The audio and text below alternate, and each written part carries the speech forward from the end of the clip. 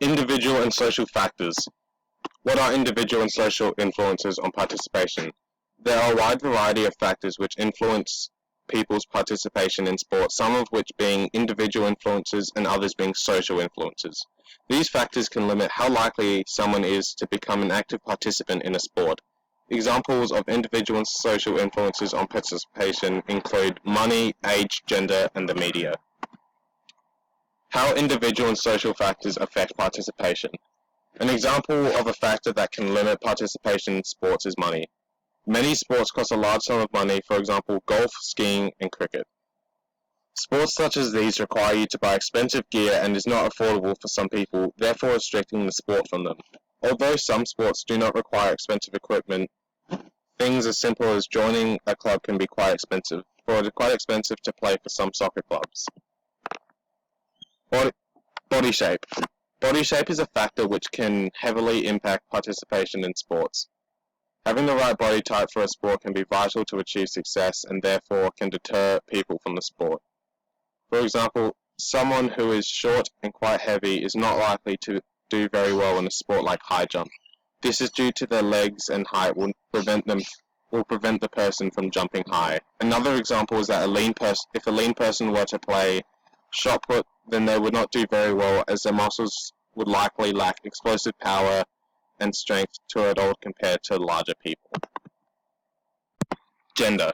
A person's gender has quite an impact on participation as the sport might be dominated by one gender, for example netball being primarily played by females.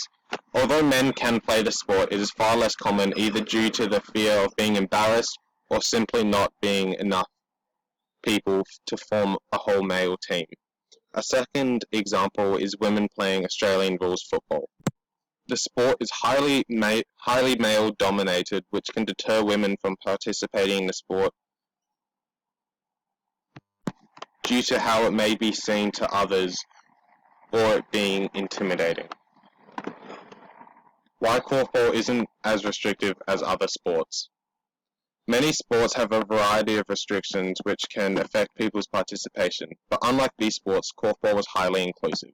People do not need many skills to be able to play korfball, as new players are likely to have acquired these skills in other sports. Some sports often require expensive equipment or expensive registration, but korfball is certainly an exception. There is no expensive equipment required, and it is a cheap sport to get involved in. People of all genders are able to play the game as you are only defended by or defending your own gender. These restrictions removed make korfball a highly inclusive game. Korfball and cricket social and individual influences. In korfball, there are a limited amount of individual factors that influence, unlike with cricket. Cricket requires a large array of complex skills for it to be played at a proficient level, making it less friendly to beginners. For example, bowling is a skill which require a great deal of practice and techniques. In comparison, korfball does not require many skills, and the skills required are simple, close skills. Cricket can be a highly expensive sport to play due to the expensive gear, which can cost upwards of $400, while korfball does not require any expensive equipment, which makes it far more likely for people to participate in. Korfball is an extremely cheap sport to play as registration only costs $20 and each game $2.